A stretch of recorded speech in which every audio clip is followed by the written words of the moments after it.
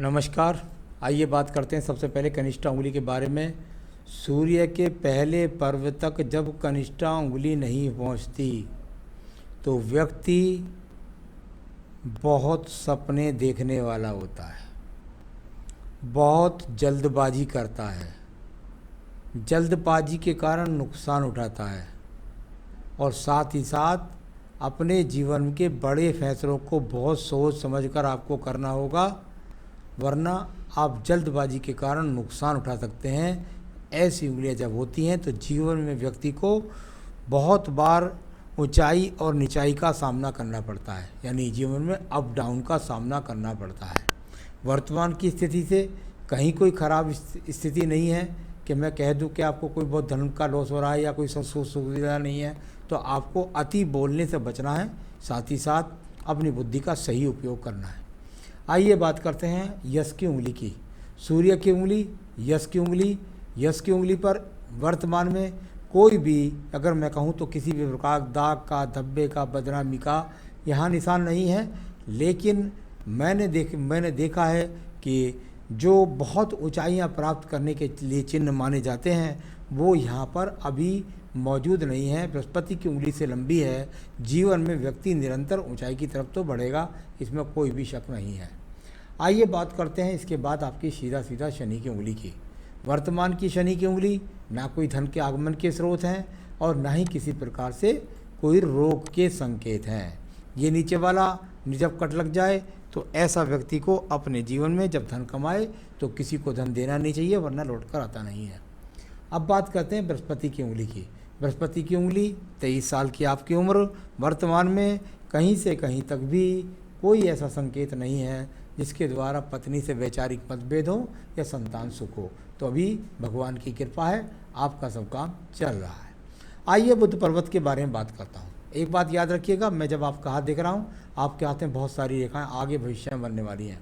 यहाँ पर यदि मैं बुध के पर्वत को देखता हूँ तो अभी यहाँ हल्की हल्की रेखाओं का उदय हुआ है, यानी कुल मिलाकर के ये वो रेखाएं हैं जो बता रही हैं इतना इशारे से कि जीवन में आप इतने सामर्थ्यवान जरूर बनेंगे कि आप धन कमा सकें, साथ ही साथ संतान का सुख सहयोग भी आपको मिलेगा। चलिए इसके बाद बात करता हूँ मैं आपके सूर्य के पर्व के बारे में। सूर्य का पर्व जहाँ बनता है तो उसके साथ एक मछली जैसा स्वरूप वाली रेखा बनती है, यानी कि आपके जीवन के अंदर तैयार हो जाइए, आपको घर से दूर जाना होगा। और घर से दूर, क्योंकि सूर्य पर्वत के नीचे मछली बने तो घर से दूर जाकर के व्यक्ति का मान सम्मान बनता है। इस प्रकार को जाने वाली ये मछली के चिन्ह का यहाँ पर संकेत है। तो इसके लिए एक सवाल में का जवाब दूँ मैं आपको, क्या मैं बहुत प्रसिद्ध होऊंगा? हो सकता है आपको किसी ने ये बता दिया हो कि सूर्य की मछली इस तरीके से बन जाए तो ऐसे आदमी व्यक्ति बहुत प्रसिद्ध हो जाता है। वो जो मछली बनती है कहाँ से बनती है? सेंटर से बनती है, उसके द्वारा व्यक्ति राजनीतिक में बहुत बड़े स्तर तक पहुंच जाता है। ऐसी जो बातें बताई जाती हैं वैसा संकेत यहाँ अभी कुछ नहीं है, यानी कि आप कोई बहुत प्रसिद्ध व्यक्ति नहीं बन पाएंगे अभी के हिसाब से कम 5 साल तक तो मैं कह सकता हूँ।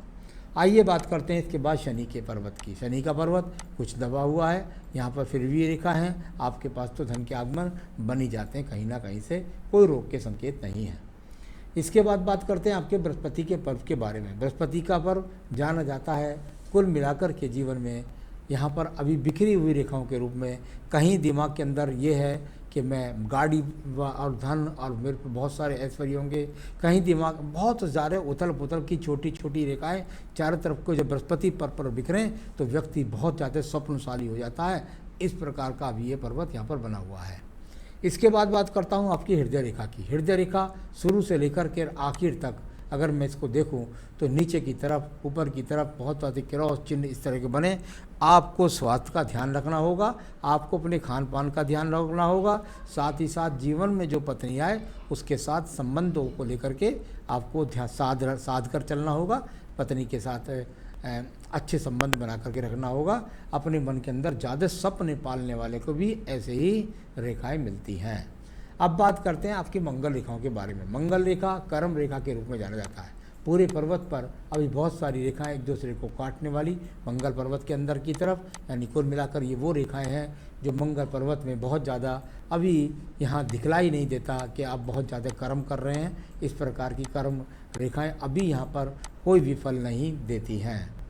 जो ऊपर आपकी बुद्धि रेखा है, उस बुद्धि रेखा के बीच में कुछ एक्स के चिन्ह बने हुए हैं। ये एक्स के चिन्ह पत्नी से मतभेद तक के लिए हैं, तलाक के लिए नहीं है, तो थोड़ा आपको संभल कर रहना होगा।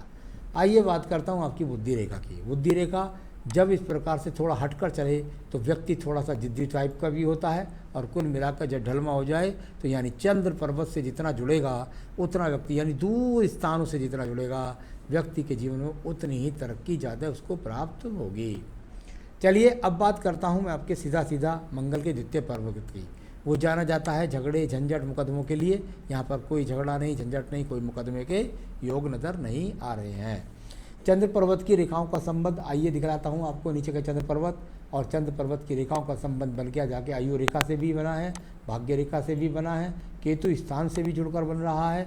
यानी ऐसा भी संभव है कि आने वाले समय में आपको विदेशों से जुड़ने का मौका भी मिले, साथ ही साथ विदेशों से दूर स्थानों से जुड़ करके धन का लाभ मिले। यानी विदेश से अगर जुड़ने का, या घर से बहुत दूर जा कर के नौकरी करके आप अपने जीवन के अंदर धन की प्राप्ति करेंगे, या कोई व्यापार करेंगे तो उसकी दूर दूर तक सप्लाई होगी, तब जाकर उससे धन का आगमन प्राप्त होगा। तो ये सब अच्छी रेखाएं हैं जो यहाँ पर दिखलाई पड़ी। अब बात करते हैं इसके बाद भाग्य रेखा की। भाग्य रेखा एक चंद्र पर्वत से, यानी फिर भाग्य का संबंध चंद्र पर्वत से यानी दूर स्थान से जाकर के हुआ। दूसरी भाग्य रेखा यहाँ पर हुई, स्थान परिवर्तन दिखलाई दे रहा है लगभग 35 वर्ष के बाद में, 33 से 35 के बीच में। और सपोर्टिंग रेखाएं भी साथ में है, परिवार का सहयोग भी आपको है। सूर्य पर्वत से भी भाग्य रेखा का संबंध बन रहा है, यानी कुल मिलाकर के दूर स्थानों से संबंध फिर यहाँ पर दिखलाई पड़ता है। चलिए ये सब हो गया। अब मैं बताने वाला हूँ आपको, यहाँ पर ये बुद्धि रेखा थोड़ी सी पीड़ित है, तो ज़रा ध्यान रखें, ज़्यादा सपन ना देखें। चलिए अब बात करते हैं इसके बाद में आपकी शुक्र पर्व के बारे में। शुक्र पर्व जाना जाता है संसाधनों के लिए। यहाँ पर यदि मैं बात करता हूँ तो यहाँ कुल मिलाकर संसाधन यहाँ पर पीड़ित लगते हैं, यानी थोड़ा सा वही पत्नी आ जाए तो उसे संभाल कर चलना होगा। ज़्यादा बड़े सपने ना देखें। कुल मिलाकर के बहुत सपने देखने से व्यक्ति अपने जीवन के अंदर अपने आप को खुद प्रताड़ित कर लेता है। तो इस प्रकार की स्थितियों का ध्यान रखिए। संतान रेखाएं आपके हाथ के अंदर 3 से 4 चमक रही हैं, तो कुल मिलाकर पत्नी के हाथ से इनको ज़्यादा देखा जाता है।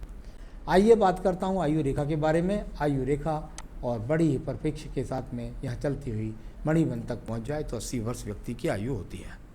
तो ये सारी चीज़ें मैंने पढ़ ली। अब मैं आपके सवाल ले लेता हूँ। क्या मैं बहुत अमीर हो जाऊँगा? यदि मैं आज आपका हाथ देखता हूँ तो यहाँ पर ऐसी कोई रेखा नहीं नज़र है वर्तमान में कि आप बहुत अमीर हो जाएंगे। किसी भी चीज़ की कमी आपके पास नहीं होगी। अब बहुत अमीर की परिभाषा यदि आपकी ये है कि करोड़ों रुपए मेरे पास होंगे, तो वो अभी हाथ के अंदर रेखाएं नहीं हैं, और मुझे बहुत ज़्यादा आगे तक बोलने की आदत नहीं है। कम से कम मैं समझता हूँ कि आपको अपने टारगेट की तरफ ध्यान लगाना चाहिए और अपनी शिक्षा पर अच्छी तरीके से ध्यान देना चाहिए, अपने काम पर अच्छी तरह ध्यान देना चाहिए। तो बहुत अमीर का भी संकेत हाथ में नहीं। क्या मैं मानवता के लिए कुछ कर पाऊँगा? बृहस्पति पर्व पर अभी तो सिर्फ और सिर्फ आप अपनी जिम्मेदारी निभा लें, यही आपके लिए काफ़ी है। मानवता के लिए आप शरीर से सेवा करिए, वही आपके लिए काफ़ी रहेगा। तीसरा आपने पूछा क्या मुझे लव मैरिज मिलेगी या अरेंज मैरिज? लव मैरिज के संकेत यहाँ हाथ में कहीं नहीं है। अरेंज मैरिज करेंगे तो आपका वैवाहिक जीवन सुखी रहेगा। क्या मैं बहुत प्रसिद्ध हो पाऊँगा? वो मैंने बता ही दिया, अभी कोई प्रसिद्धि का योग हाथ में नहीं है। क्या मैं महापुरुष बन जाऊँगा? महापुरुष का भी योग आपके हाथ के अंदर कोई नहीं है, क्योंकि बृहस्पति ही पर्व तय करता है महापुरुष बनने के लिए, ऐसा कुछ नहीं। स्वास्थ्य की बात है, उसका आप जरूर ध्यान रखिए। स्वास्थ्य आपका वर्तमान भी ठीक में भी थोड़ा खान पान का ध्यान रखिएगा। कभी धीरे धीरे चाउमीन खाते हुए और आप जो है उल्टी सीधी चीज़ खाकर अपने पेट को ख़राब कर लें या कोई बड़ी समस्या को पैदा कर लें। तो चलिए ये सब मैंने आपके सवालों का जवाब भी दे दिया है। और महापुरुष बनने के लिए तो भाई अगर अपने जीवन की जिम्मेदारियों को पूरा करें, अपने माता पिता की सेवा करें, अपनी पत्नी का ध्यान रखें, अपने बच्चों को अच्छा पढ़ा पाएँ, उससे बड़ा महापुरुष कलयुग में कोई नहीं होता। तो चलिए मैं बताता हूँ आपको उपाय जो आपको सही निर्णय लेने के लिए, धन प्राप्ति के लिए, अच्छा वैवाहिक जीवन के लिए आपका नग बनता है फायर ओपल। आप चाहें तो मुझसे मंगा सकते हैं, मैं आपके स्थान तक पहुंचा सकता हूं। साथ ही साथ अपनी पूजा में हनुमान जी की पूजा जोड़ लीजिए। हनुमान अष्टक पढ़ें या बजरंग बाण पढ़ें या हनुमान चालीसा पढ़ें, कुछ ना कुछ हनुमान जी की पूजा प्रतिदिन करें। साथ ही साथ रुद्राष्टकम पढ़ें, भगवान शिव की पूजा है, इसका लिंक मैं आपको भेज दूंगा। इतना करें, जीवन में सुखी रहें, यही मेरी शुभकामनाएं। नमस्कार।